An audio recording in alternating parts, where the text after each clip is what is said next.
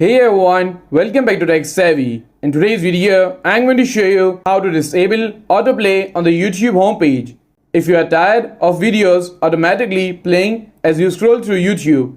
So let's dive right in. First, open up the YouTube app on your phone. And once you are on YouTube, simply tap on your profile icon at the bottom right corner. And now, tap on the gear icon at the top right corner. Okay, so once you are in the settings menu, you have to simply tap on General. In this section, you will find an option labeled Playback in Feeds. Simply tap on it. To disable autoplay, simply tap on the off option.